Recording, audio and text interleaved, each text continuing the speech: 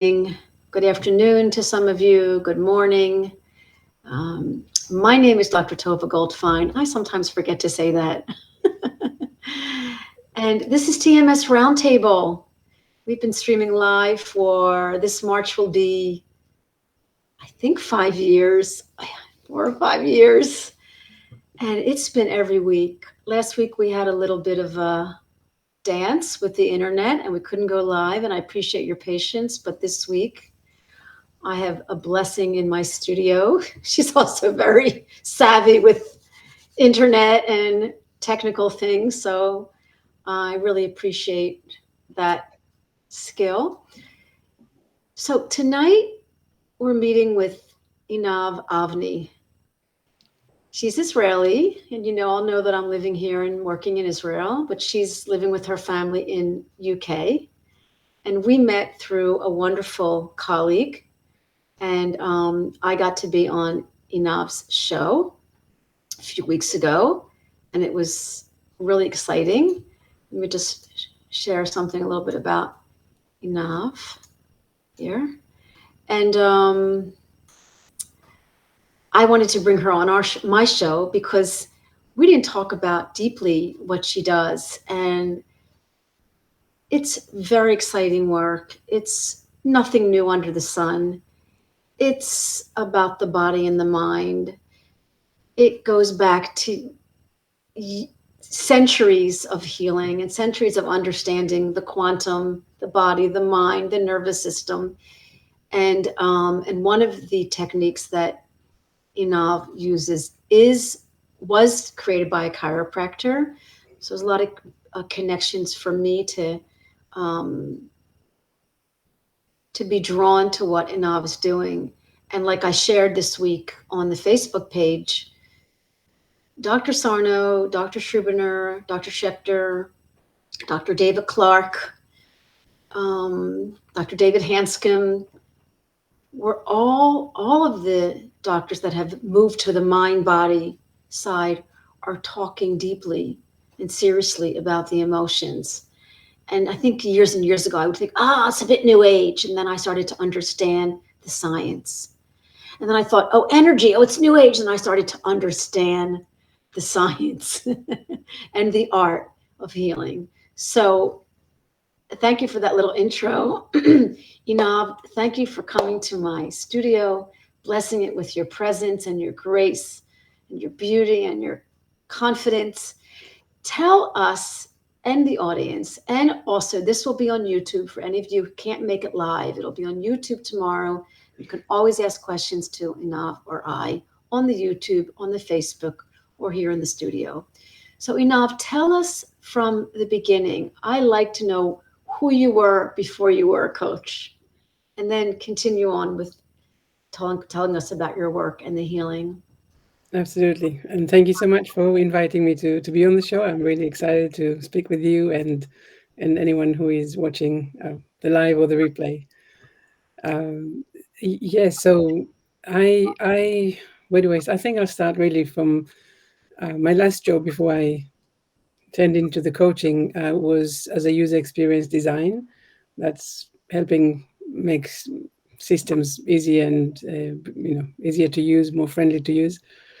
And I really loved it. I really appreciated that work.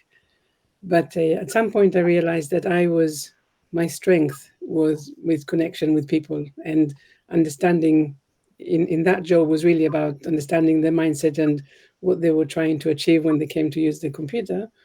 And I understood that this was really my strength. And then I decided to just jump ship, and I took a year off, and I went to do my training in You must coaching. have had big growth spurt, leaving high tech, 9 to 5, It a was paycheck.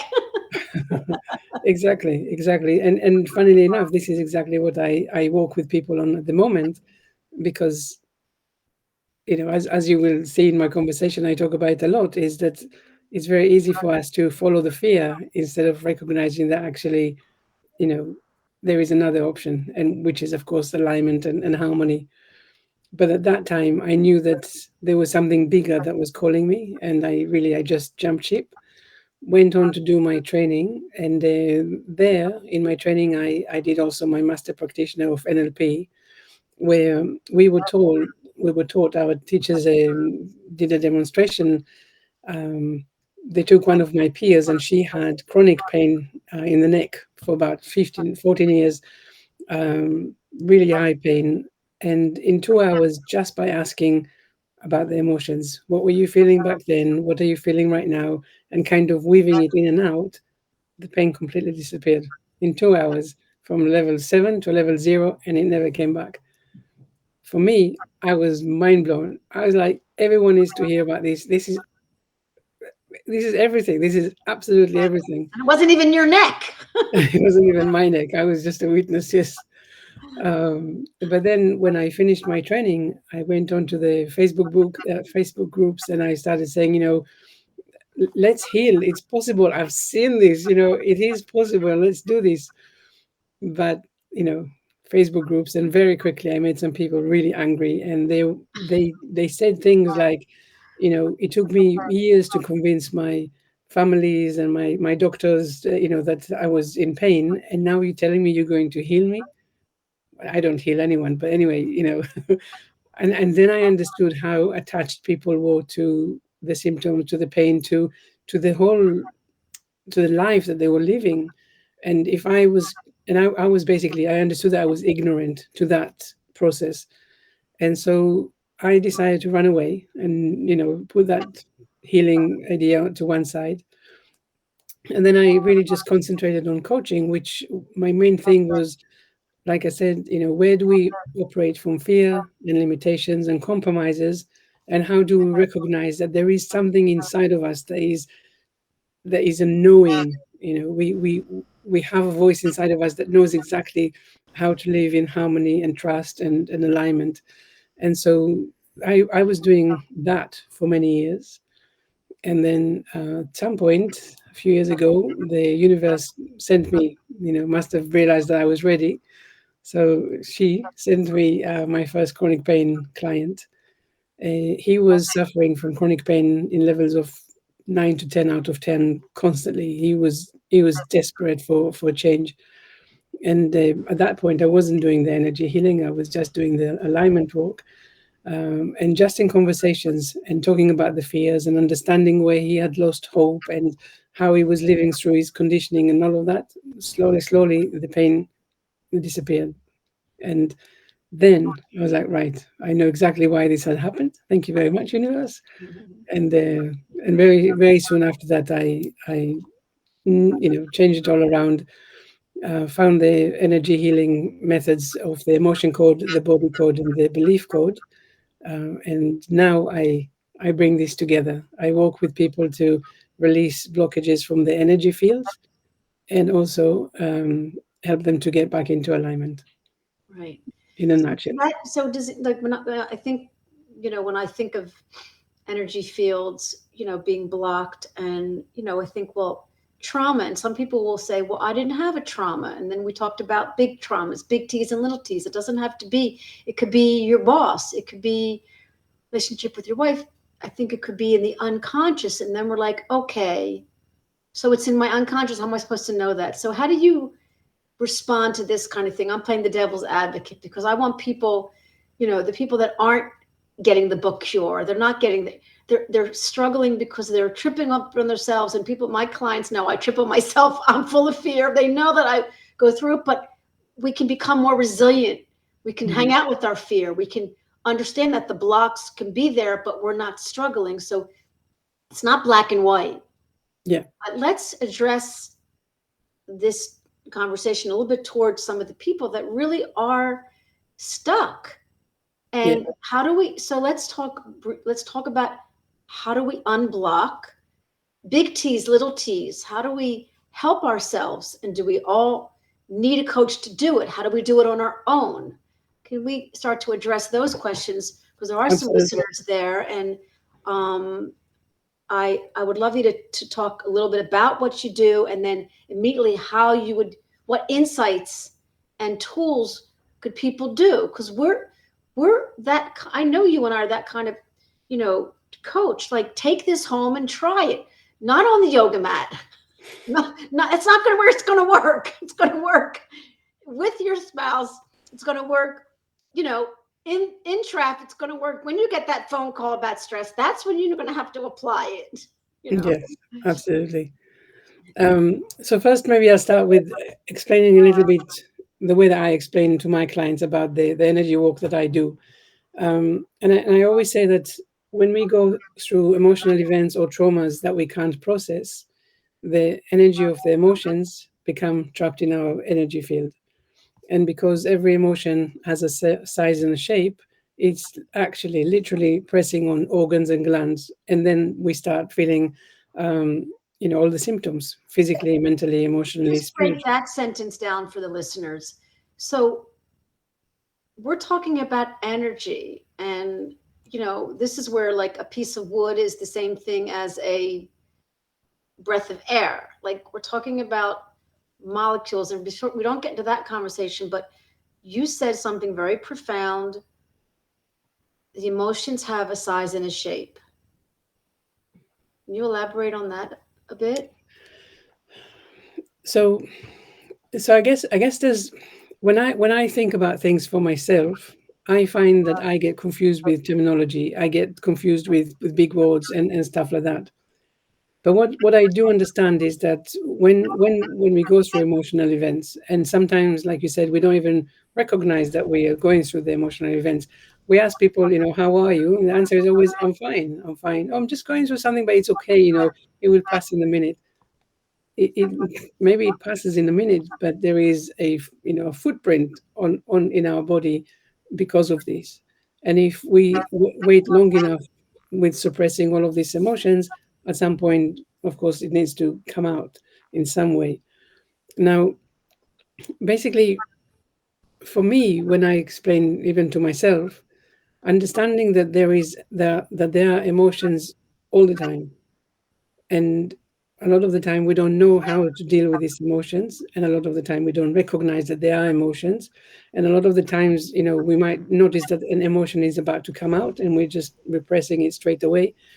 This in itself, for me, that's enough for me to understand that our bodies are just full of emotions that we didn't allow out. Now, yes, we are all energy, and when we talk about the energy fields and we talk about how it all comes together, what helps me understand all of this, in the face value kind of way, is to understand that if I have things that I didn't allow to go out, then it means that they are still inside of me. And if I'm thinking about really, like, even like a bottle full of bubbles, I understand that at some point, that what is inside is going to have to come outside. And so when I talk about the energy clearing, I really talk about starting to let all of this out. Now, the people that I work with, they don't necessarily need to remember things that I mention, what I find and what I clear, because I speak with their subconscious mind. So our subconscious mind knows everything about us, Wow. where we've been. It knows where we're going. It knows everything that is going on, and it knows what made us feel the way that we do at the moment, and it also knows how to release it.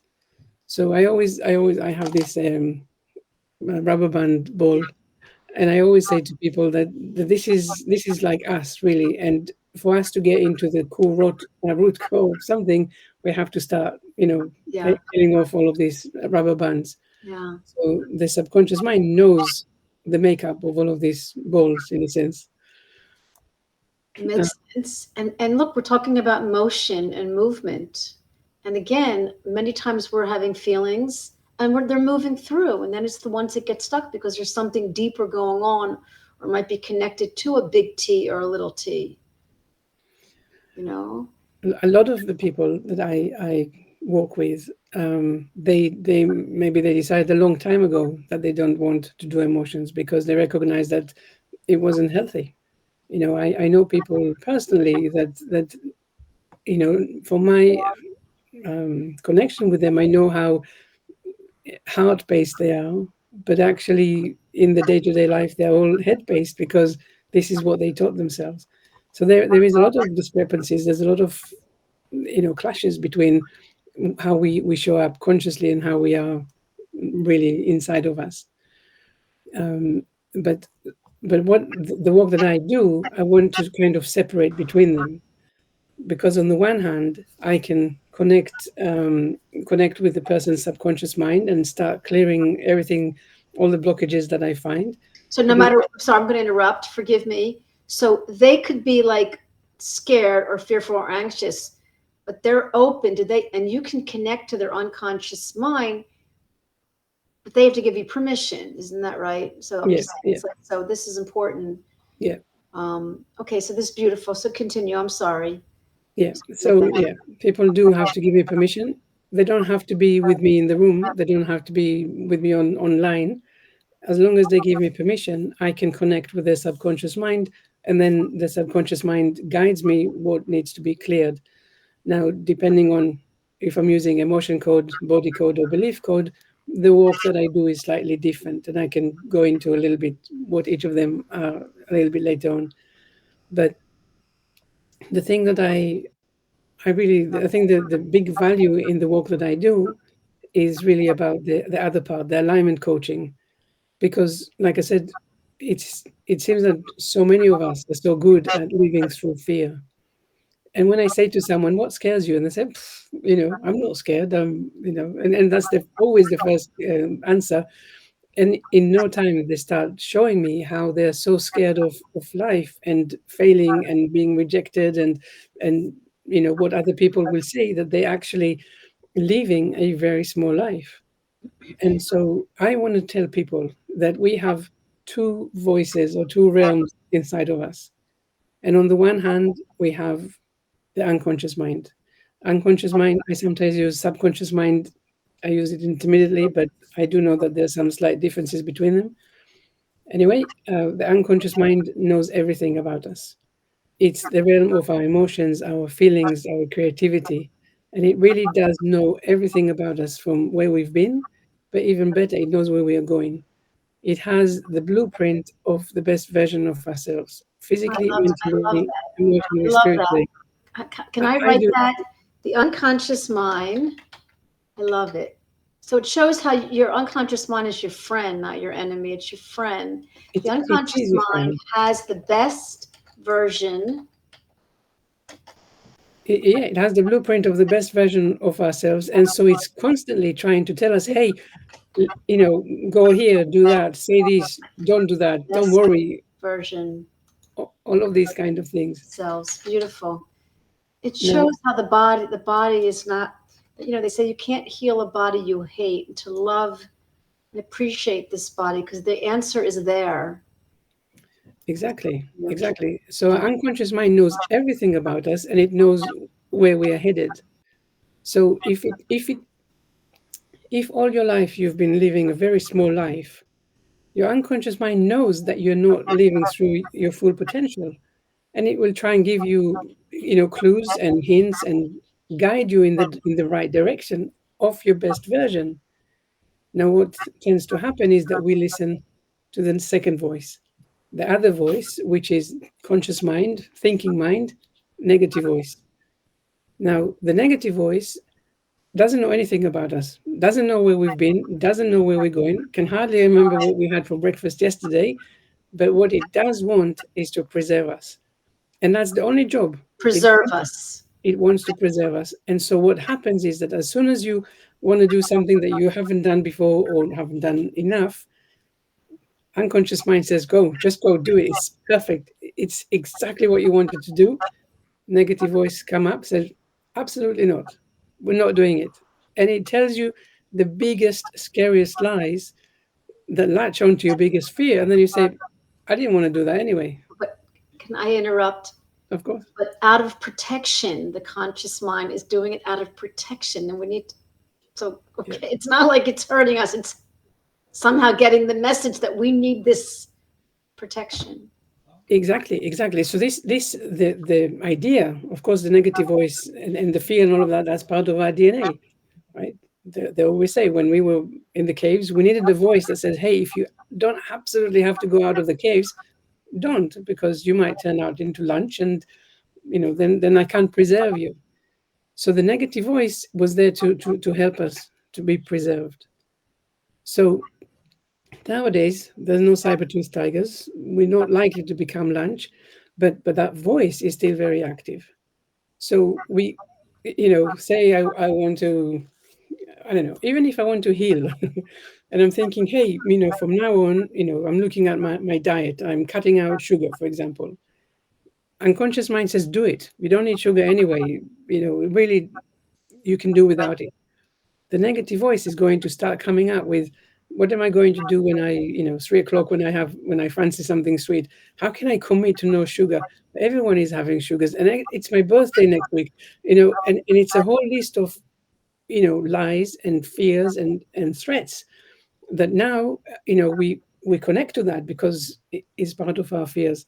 And what we then do is we push away the unconscious mind with its best version, and we're listening to the fears.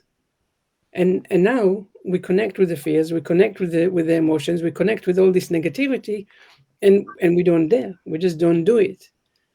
Now when I speak with people, I help them see that actually it's so much easier to connect with the unconscious mind, because when we have to consider all the time what I can do and can't do, and what he said and she said, and all of these negativities and fears, it takes so much energy. But when you are in alignment, fruit flies, sorry, when you're in alignment, in trust and harmony, you don't need to do anything, because you feel into it. You flow, and the difference is huge. But Einav, I'm so good. I'm just being a devil's advocate. I'm so good at doing. I got to do something. I got to answer the voice. And you're saying, just be, just observe, just let that bigger voice get smaller, and don't put attention on it. And then we're back to like, so I love what you're saying, and it's making sense to me. But continue. Well, if you're talking specifically about the doing, then this is what we were talking about. Where are you operating from? If you're operating from your head, from your thinking mind, it means that you are constantly listening to the fears. It means that you constantly have really good ideas that come from the unconscious mind, and you ignore them. And after some time, you ignore your unconscious mind for, so well, that all you hear are the fears, which means that you're constantly overthinking, overanalyzing, second guessing yourself. Nothing feels right because you're not in the feeling, you are in the fear. Yeah. And so what I am saying really is, how does it, you know if you entertain the idea that everything happens exactly as it meant to happen, it means that, well, you have to move. You have to do something, and there is a practical guarantee that you will be okay, because the unconscious mind, if you, either gives you exactly what you wanted, or it gives you the best lesson that will get you to where you want to be. Someone said, if you get what you want, it's with God's permission, and if you don't get what you want, it's with God's protection. Oh, Thank I you, love God, that. or universe. I love that. Yes. So, Or the growth comes when you're out of your comfort zone, or reach into the resistance. That's where yeah. And it's look, you know, pain means something's wrong with the body, but not neuroplastic pain, not chronic autoimmune symptoms, not ongoing pain, not medically unexplained symptoms. mm, And the people that aren't getting what they need in the medical community, which, I wrote about, I said, if you're getting what you need, then you wouldn't be, even responding to us. But we have the answers, and we're just bridges. You and I are just bridges to bring people what they can do. And we're clear that there's a mind and a body component. And I think what's also important, I want to say to the audience, is that we're here to integrate. We're not here to say, I don't want anyone to stop going to chemo or to throw away your anti-inflammatory medication. I might say, guess what? You can make your own anti-inflammatory medicine. And I told you about Gila Bachlomo, who, talked about chemo ecstasy. She went into her chemo understanding exactly what was going to happen, and very clear about her her reactions, and she responded to her reactions from the chemo, and she healed her cancer. So this is possible for everyone, and so what, maybe think about that, okay, because we're here to integrate. This is not black or white. This is, healing and disease and pain is not black and white. It's not fix it and you're broken. It's not, it's not cause and effect. It's causing your effect. You can affect your cause. You can affect your cause. You can decide from what you just said exactly how you can heal, and that it's possible. Does it happen overnight? Didn't happen for me. I don't think it happened for you, but it's a process. So, okay, continue on. We have some listeners. If you have any questions, please feel free to ask. Okay, so you help people hear the voice, understand there's a lot of voices. You have hear, I call it the voice of reason. And of course, I want to just repeat, the voice of reason may be, well, the pain means something's wrong. Not this kind of symptoms or pain. It's counterintuitive. So it's almost like the opposite of what we're taught. And that's why you and I are teachers, to help people become educated. And even all the doctors, and we've talked to doctors, there's always a mind-body component. So we're just asking to look at the emotional, psychological component. So in what you do, it sounds like, is to have people be more familiar, more connected to their unconscious mind, so they can move the emotions that are blocking, keeping their brain, like their brain is perceiving a threat, and you're helping them understand that there's no threat, and to bring safety, which is kind of my language. But how would you say that in your language, and then continue on with what you would do with somebody, how you would go deeper with them? Right. For me, this question about the conversation about the two voices is very, very important, because I really all the time want to tell people that, we need to start letting go of, control, and the belief that we can influence things, like that we can have control, that we have the attachment that we have means that things are going to happen in the same way that we planned it. And we actually need to start being a lot more in the receiving, kind of accepting. I guess that's what I was referring to earlier, knowing that things happen for a reason. Things happen the way they're meant to happen. Now, I guess that some people, of course, they're going to resist this kind of statement, but I want to say that sometimes we go through a lot of things in life which are very traumatic events, or very unpleasant events, or a lot of traumas, of course. But if we look at it as if these things are happening to me, then it means that I will forever be a victim.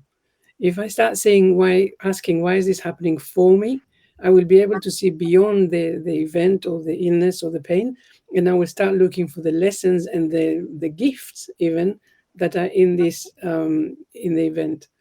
And the question of gift is something that I always ask my clients, and they know, sometimes they get triggered at the beginning, but that's okay, because there is something. So the first client I told you that came to me, I asked him, I said, how come this, all of this illness and pain and stuff is here at the moment?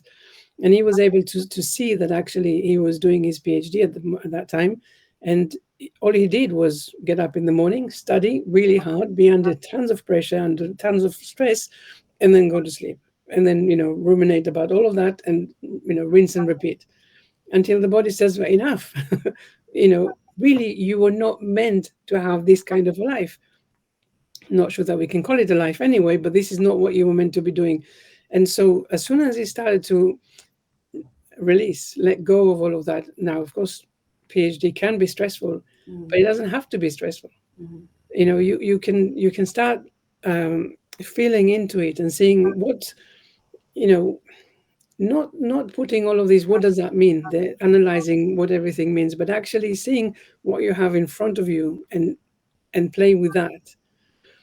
So a lot of the work that I do with people is to start releasing the fear, releasing the need to be in control, to let go of attachments, to get back into simplicity, because life is really simple.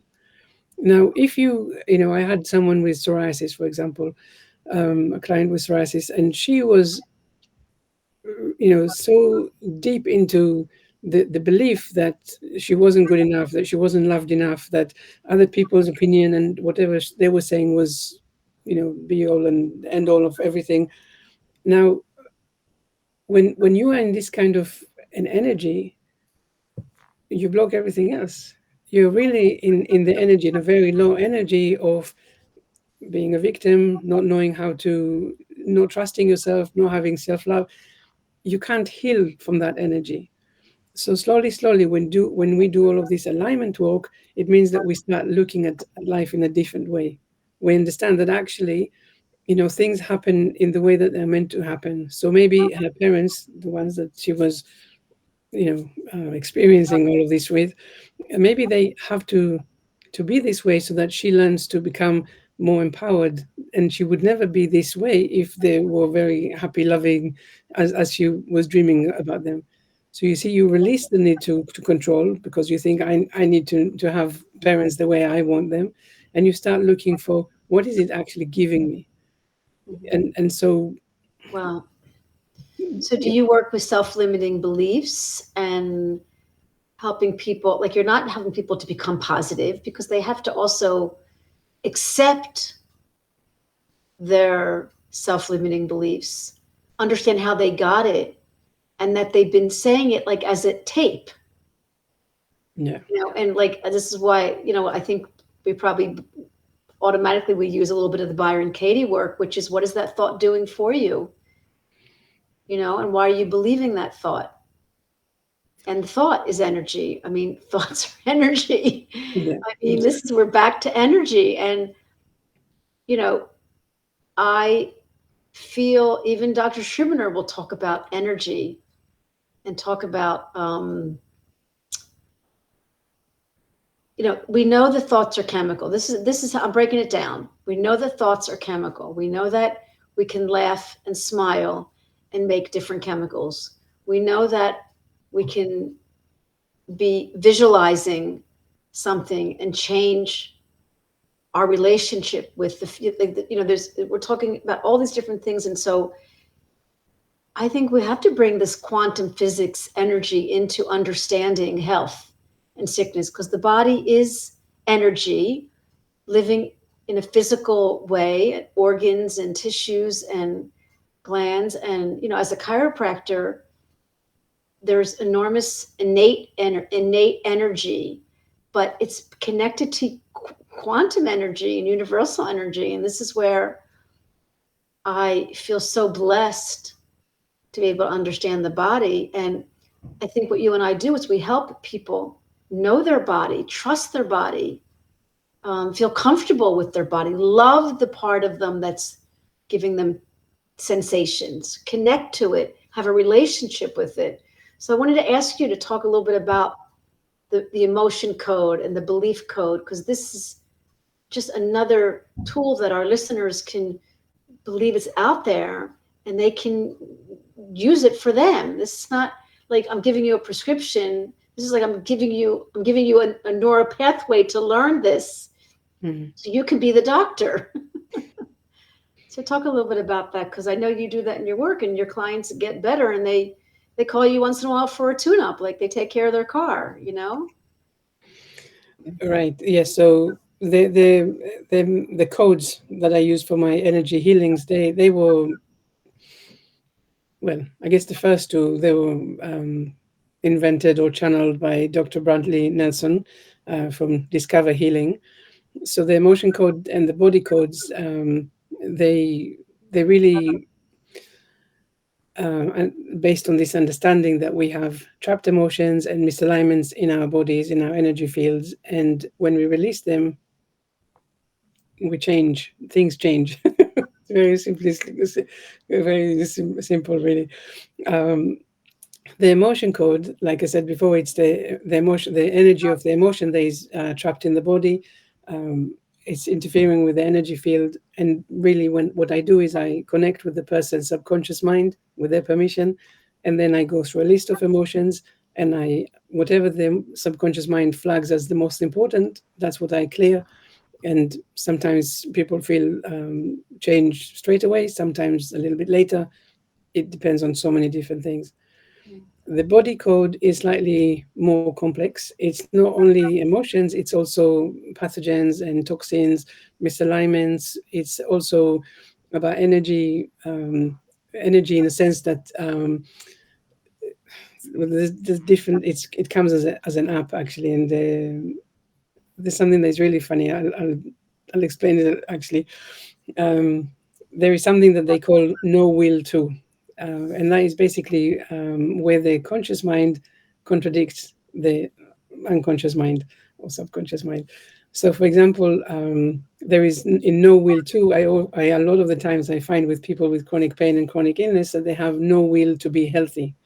Now, when I find that, people are always like, "No Yeah, way." I hear you say that. What do you mean? What do you mean? Exactly. So that's a very interesting point because, of course, consciously, of course, I want to be healthy. But subconsciously, the subconscious mind, because it really wants to preserve us and protect us, at some point made the decision that actually being unwell is healthier than being well. And so it doesn't matter what you do consciously because the subconscious mind is so much stronger. So then when we release it, then things can start flowing better than maybe they had until that moment. So this is the emotion code and the body code. And then the belief code, this is something slightly different, but this is really about the limiting beliefs because our belief systems are so strong. If I have a belief that I can't heal, then it doesn't matter what I do, I won't heal. And if I have a belief that I am healing, then I will. Um, there is one other thing that I want to share, and maybe we will have a chance to do a demonstration. And this is called the heart wall. So The heart ne- wall. The the heart heart wall, wall. yeah. Nearly all of us have a heart wall, and the heart wall is basically the subconscious mind way of saying you're really too fragile to go around life, roaming around life, on your own, unprotected. And so the only thing I can do is to grab trapped emotions from around the body and build a wall around your heart. Now, Wow. in exactly the same way that if you went into a room with a very loud music, you will cover your ears. Now, this wall around your heart is your protection. So, on the one hand, you are protected. It means that there is some space between yourself and your emotions. Things don't affect you maybe in the same way that they would have otherwise. But on the other hand, you now live from behind a wall. So you feel you don't feel connections in the same way. You feel maybe your energy is down. Maybe you feel like an outsider. Maybe you feel like people don't see you. All of these kind of things that you would feel if you were living from behind a wall. And so when we release emotions from the heart wall, um, it's really quite profound because first of all the emotion that we release from the heart wall they are felt, the release is felt even more strongly than otherwise. Yeah. And some people do feel a lot of the time they tell me that they feel the emotions leave their body, and that's really Wow. nice when they do that. Wow. But I think the most important thing that with both the emotion code and the body code, heart wall, all of that, everything that we believe, everything that we release is giving the body back its innate ability to heal itself. Wow. So it's So it's it's like remove the block almost by like art, like we're not like removing something. We are kind of accepting, embracing, honoring, lifting. It's like, it's almost like this letting go in order to have the control we want. well, control is a word that I Yeah. is a Okay. But triggering we all triggering word. we like we want what we want, and we need to learn a lot of letting go. They say, well, if you want something, it means you don't have it. So if I let go, I will just be. Yeah, it's a little bit, like I want to sleep tonight. No, how about if I want to create relaxation and then I'll sleep. I try to be careful with the words. I just wanted to answer Patty's question. Can you answer this? So emotion, energy, and motion. So do we have blocked energy or emotions? Well, emotions, like you say, the energy comes up. So we experience something, and there is an emotion that is coming, right? So it comes in from, we get, we experience something, or we get triggered, we have a thought, we have a emotion that comes up. And in a healthy situation, the emotion will come in, peak, and leave. And that's a 90-second kind of cycle. And that's a healthy way. But what happens a lot of the time is that the emotion comes in and we say, not today, don't have time for this, or I'm too stressed to feel it, or I'm just, I'm not doing it. And basically this these emotions become trapped in our bodies, in our energy field. So if you asked if we have blocked energy or emotion, yes. So emotions, ideally, the emotion will come in and they will leave. And if you feel an emotion for longer than 90 seconds, then maybe we want to ask how come, what is the relationship with this emotion. But when we don't process the emotions, when we ignore them, when we ask them to leave, then we have blocked emotions, we have blocked energy. Any other questions, Patty? We can answer. I do want to ask you a question, Einav. We're so good at being in our head. We're so good at intellectualizing. We're so good at thinking, and not feeling. And I always asked a lot of times over the years questions of, we always have to relearn the habit of feeling and connecting and being. We have to have a new pathway. Talk a little bit about, I say to people, because you're smart and sensitive, not because you're stubborn. You're smart and sensitive, and it's scary to feel. It's like the monster under the bed.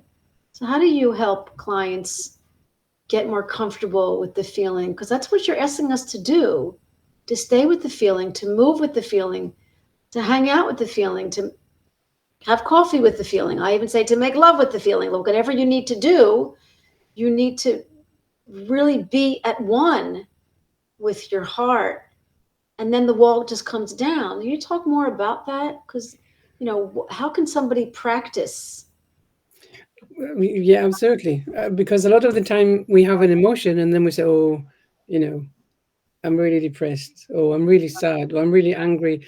And we take that and we make that into our identity, and we really keep it on. And that's what I'm saying. If your emotion lasts more than 90 seconds, your negative emotion, then you want to ask yourself why.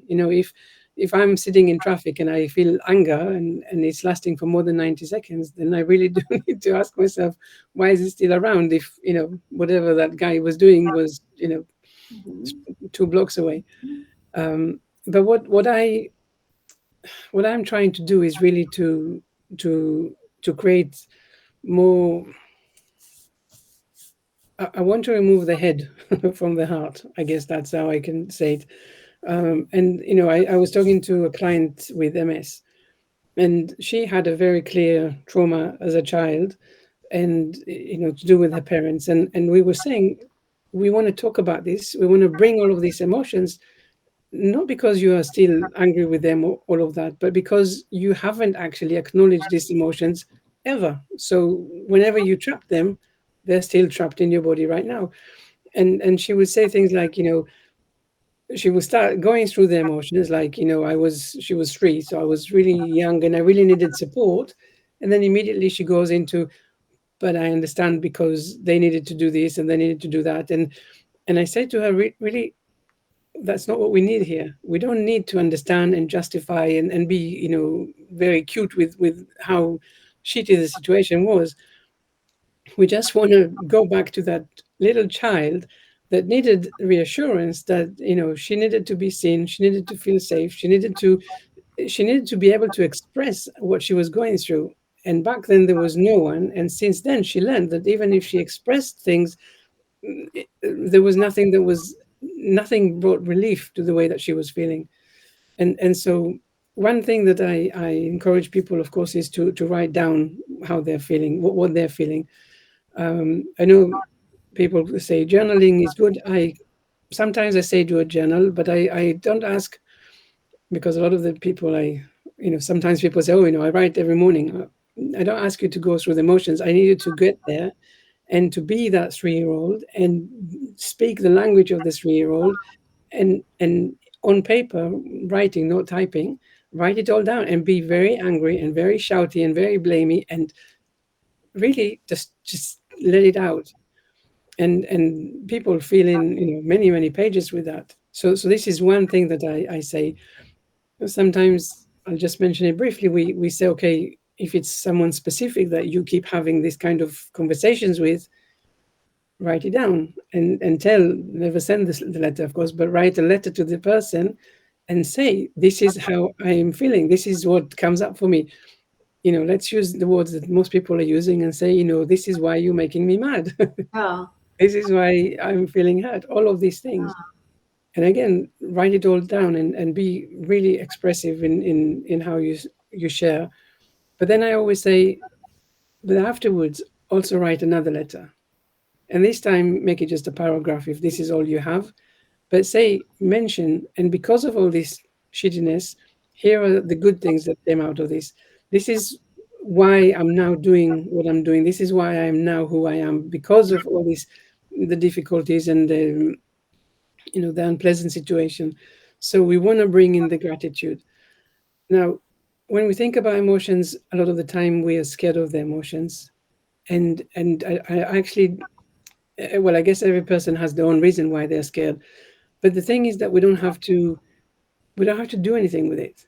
It can be like a wave on the shore. It comes in, it goes out. Let it be.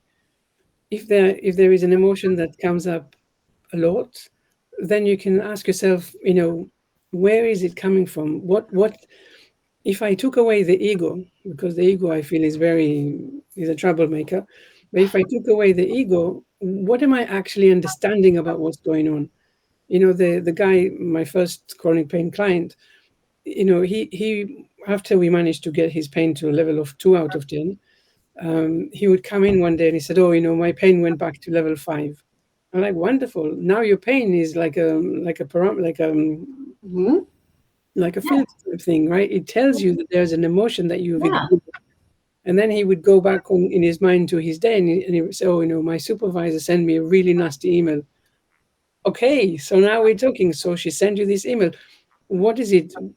How are you dealing with it? Instead of blocking it, which is of course what Yeah. you've done, which is why you got the pain, how are we going to let it out? Yeah. But we don't need to let it out in any big way necessarily. But for him, it was enough that he understood that this was the trigger. Then he could start saying, okay, so, can I do something about it? Can I practically do anything about it? And if not, then he can say, okay, what do I understand? And for him, for example, was very interesting because he needed a supervisor that would supervise and would be, caring and guiding and all of that. And she wasn't like that. So every time he would get an email from her, everything would get triggered Hmm. until we work together. That actually, it's the gift, because if she was giving him everything that he needed, he would become very small. Right. Because she wasn't giving him what he needed, he had to put her to one side, and now there was no limits to where he could get. So, Right. Beautiful. No, beautiful the way you weaved that. You weaved that beautifully. And I'm going to answer Patty's question, and then Susie commented. I do want to just say, in a few weeks, I'm going to have a doctor on the show who works with Dr. Trubiner, who wrote a book called Unlearn Your Pain. He's one of the big mind body doctors and just the humblest of men. So he did some research with this other doctor named Dr. Mark Lumley, and they created a method called emotional awareness, emotional awareness technique. I forget exactly the name, and he describes it in his book. He does a couple of patients in the book on Learn Your Pain, and what they do with the client is exactly that. They ask them to get angry at the parent. They want you to. This is a very important. So they're unblocking the, and in ISTDP, which was what Rose did, they'd have you take a gun and like shoot your parent, like, because the parent, God forbid, raped you, and you want to release that. Like, we're talking about releasing it on whatever level you need to do it, and whatever level, we're here to guide you. So Patty said, it's a very good question, Patty. For instance, somebody with PTSD, how would you help them release that trauma in order for them to live with their past and move on to their present. Mm. I think it would be the same system as I do with anyone. On the one hand, clear all of the emotions and the belief systems and everything around that, and then with this, with the system. But I guess for me, PTSD, and I don't have many clients that have PTSD. I guess when I'm coming to answer that question, I guess I'm feeling that I'm getting into the story that PTSD is more complicated and maybe someone that is, more trauma informed can help more. But I do know that with my systems, that would help as well. Right. Um, Patty, thank you. That's amazing. It's called EAET, Emotional Awareness and Expression Therapy. Thank you, Patty. In response to that, look, you're an Israeli. You were born here in this country, and I want to just say to our audience that we all have levels of PTSD. We all have levels of trauma. Some of us are more resilient. Some of us are less resilient. I had on my English show and my Hebrew show an Israeli who was a movie producer, and he got together with some psychologists from the army, and they discovered docutherapy. And they would take the soldier or the reserve, the guy who wasn't, and they saw that he had PTSD, and they would take them through the trauma. They would go back to the trauma and see that they weren't blamed, or that, so this is another way that you're saying, let's go back there, let's embrace it, let's get comfortable with our fear, let's move, let's be with our fear, like we're making our fear against us. We have to have our unconscious and conscious mind be friends. Almost, we can't separate, we can't block, we need to have a road, a constant flow of energy. And this is, I think, beautiful, where we're coming around full circle. you know, it, yes, I grew up in Israel. I left when I was 23, and I lived for most of my life. I lived in a kibbutz in the Golan Heights, um, and I remember, if, because I'm this old, I we used to have a communal sleeping arrangement. So we slept in the children house or Right. nursery or whatever you want to call it. And I remember being around 5 years old and being terrified at night, because we slept Away from your communally. parents. We slept. I remember lying in bed and being terrified of, well, terrorists, but at that point I called it thieves in my mind. Yes, yeah. And I remember lying there, with my ears wide open to hear if anyone was coming in to steal me. And I remember I couldn't sleep. I was so scared. And um, and then in my mind I said, okay, if I think about something good, chocolate cake, birthday cake, There you go. then and I would lie in bed and I would just imagine, the sprinklers and the thousands, hundreds and thousands, and all of the, and really visualize this cake, and then I would be calm enough to fall asleep. Wow. And Amazing. But how did you, like, somehow you knew how to calm your brain down. You were able to somehow bring safety to yourself as a little child. So I yeah, see there's something that your parents gave you. There was some sense of love in the group home, in the group house of sleeping. But thank you for sharing that. I love that. I just remember when I was in camp, I was petrified to sleep with the bunk, and my mother worked at the camp. And I remember sitting with her on a bench because she couldn't calm me down. And she was right there. I had my mother right there. And I was still in inconsolable because I was such a mess, And I remember feeling bad now as an adult, like my mother, she was working in the camp. So it all depends on what you got or what was going on in past lives. But I'm so happy you shared that. And thank you for, I always like to talk about me. What about me? But anyway, I love that Susie shared something interesting. Writing uncensored helps you in the moment, but the feeling comes again and again. So what do you want to say to that? Well, Thank you for they sharing that, Susie. I know it's sensitive for you. and I say that yes, you you write it all down. You write it all down, and you feel the feelings. You get rage, and you get anger, and you get upset, and you get all of these. And you notice that first of all, if you're in pain when you're doing that, you will notice that the pain level go down. And the second thing is that the next day, your body, your habits will want to come out and feel the same feelings, but the emotions, the intensity of the emotions will not be the same.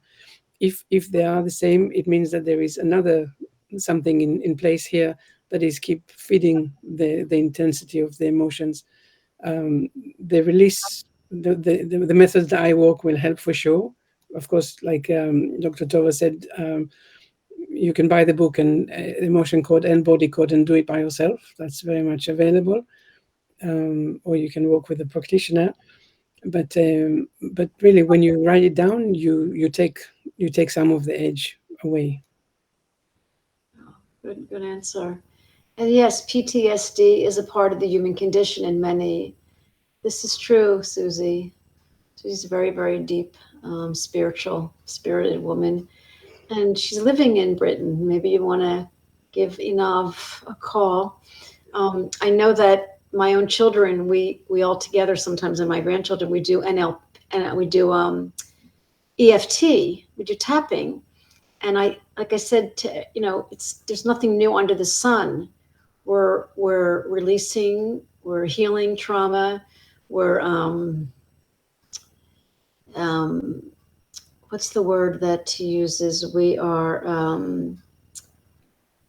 not rescuing. Sometimes we're rescuing our little child, or rescuing our little child. We're healing parts of us. I mean, there's the whole IFS system, which is, we're talking about parts of us, and so not everything works for everybody, but it all will bring you closer to the root cause. And maybe that's the scariest place, like the last lap.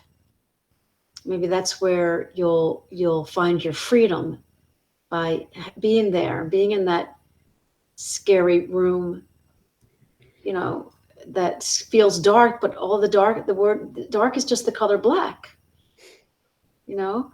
So maybe,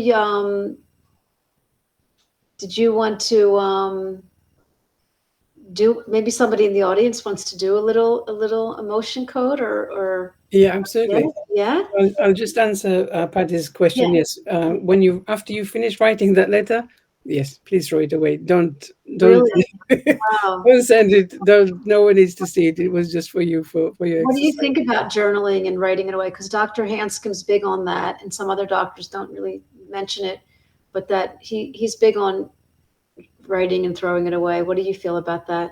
If you write and you really get into it, don't go through the motions. And I don't care what you've done, for breakfast, and that's not emotional release. But when you sit there and you say, this is really how I feel, I'm giving freedom to my emotions to come out, and you don't filter them, and you don't worry about them even. You just write, write, write, write, write, write, write. This is how you take the sting, you take the edge away.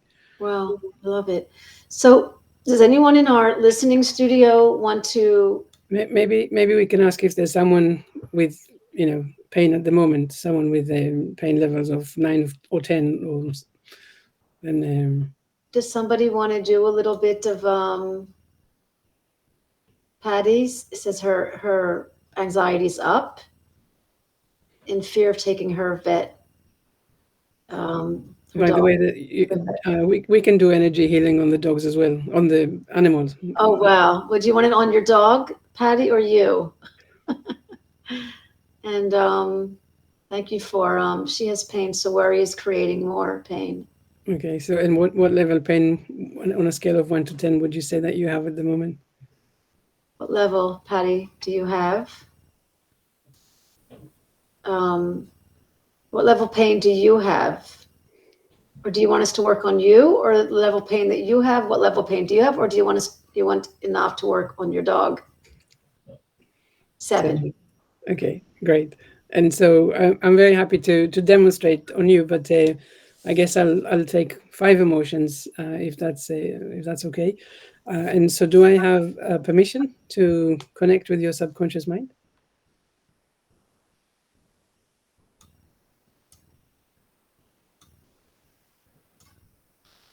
Patty, you want to give Einav permission? Yes. Thank you. Thank you. Okay, so what I do, I will take five emotions out of your heart wall, and the what I do is I have a list of 60 emotions, and basically what I do is I use muscle testing and I ask yes no questions. So when I connect with your subconscious mind, I don't look around anything. I just ask very specifically um, what emotions I can release that are contributing to your pain. Um, and then I do muscle testing to see which emotions to drill down to. So sway test is one way of doing muscle testing, absolutely. But I use the ring in ring, which means that our subconscious mind behaves one way when we speak the truth and say positive things, and a different way when we say a lie or unpleasant things. So if I say my name is Einav, it's very strong. I can't open it. But if I say a lie, my name is Charlie, it doesn't. I can't. I can't make it stick. So this is what I do when I connect with you in a minute. I will ask, where is the emotion? Is it column A, column B? I'll drill down and then yeah, and then I'll clear it. When I release an emotion, I move my hand around my governing meridian, and I set the intention to release the emotion. This is how I do it on my side, and later I will ask you to drink a lot of water so that you can clear it from your side. Is it okay if I ask for your age as well, and then I can tell you at what age the emotion was trapped?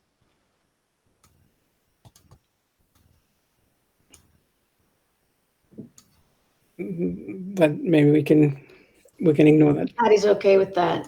Pat, no Patty for a few years. Patty, can you share your age? And Einav can help you with some So knowledge. until we get an answer, I'll take a moment to connect with your subconscious mind, and then we'll start. Okay. So we are now connected.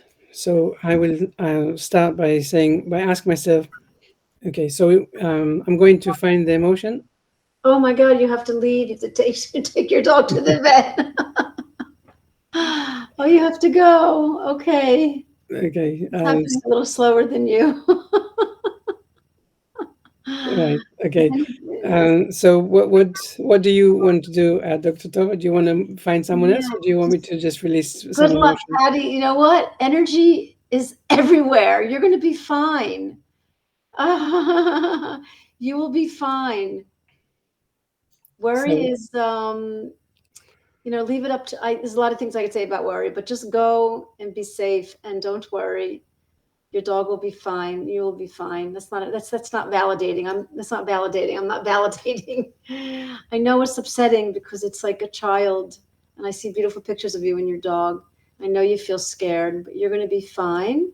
And the worry doesn't help, sweetheart. The worry just kind of makes the brain be more in threat. So bring safety to you and your sweet little puppy and understand the fear pain cycle and that you're going to be fine and that you're there for your dog. The dog is so lucky to have you, and you're doing the best you can.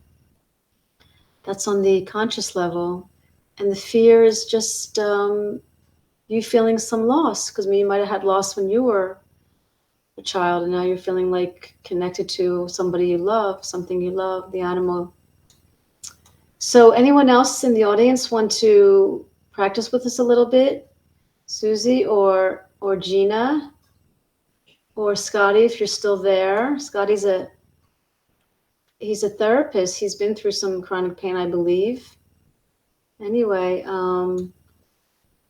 otherwise, I have there's some colleagues in Israel that do something called bioorgonomy and one brain, and they're going through the ages, like they'll go down and down and get information about what age, and they'll be like, what happened at this age? And you'll be like, you're right, something happens. That's so it's really it's what I love about sharing this, that there's something else that similar to what you're doing, is that these energy methods have been around for centuries.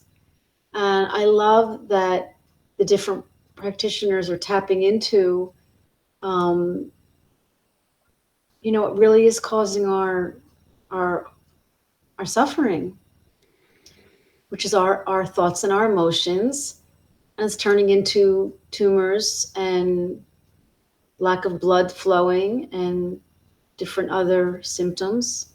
So I love, you're the first person here that I've had in the last 4 or 5 years doing this kind of energy work, and I really am drawn to it. It's really really beautiful, um, and very healing.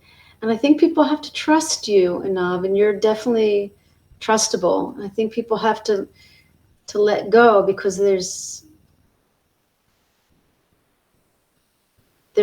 layers of blocks and layers of mistrust, and like, so what can you how can you help me? No one has been able to help me, or things like that. So you probably have to build the trust with somebody also, and I think you can probably do that very well because of the nature of who you are.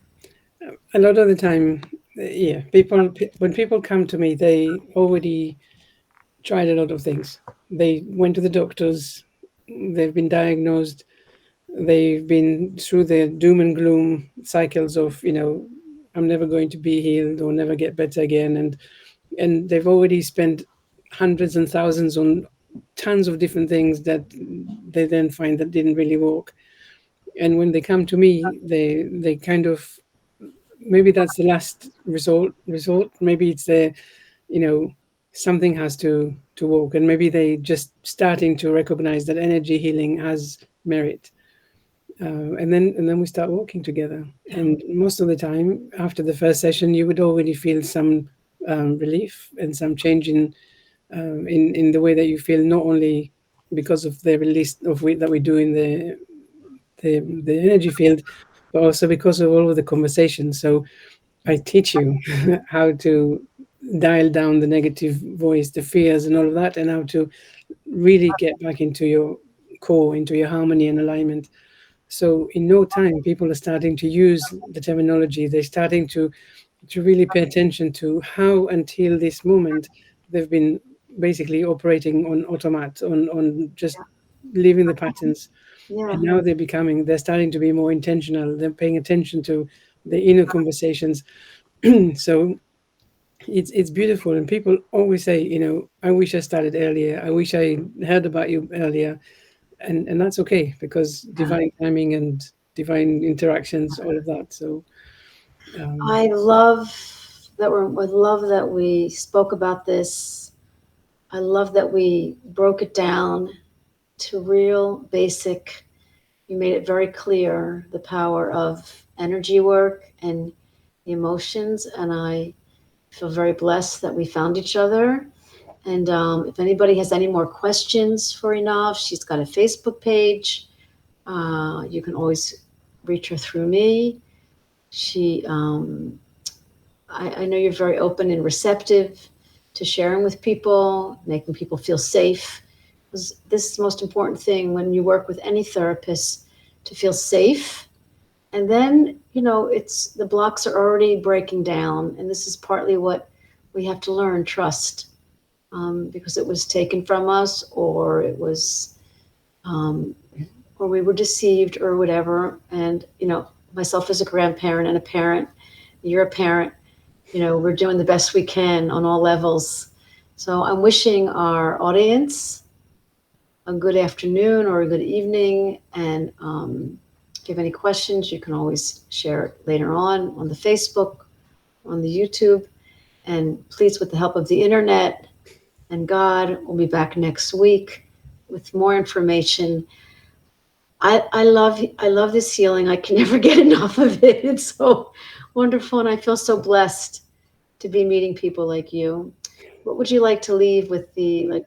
This is something my Israeli co-host would do. Like, what would you like to leave with the audience? One lasting thought, and then we'll say goodnight. I guess it's going back to that idea that we are totally and completely limitless. We never know where the answer is coming from. We never know, where the healing is coming from. But we need to allow ourselves to experience and give things a chance. Um, Right. I really believe that the illness or the pain is here for a reason, and the reason is not for you to suffer or to struggle, but it is to teach you a lesson that will help you to get into a place that is bigger and better. And I'm not talking about heaven. Right. I really mean, in Beautiful. this life. So Beautiful. yeah, pushes it. Dare to try new things. Yeah. Dare Yeah. to, And impossible is a choice. So yeah. thank you so much. I think we'll Thank meet again. you. All the best. Bye. Bye, Thank everybody. God bless you all. See you next week. thank you. Okay, it's going to be off in a minute.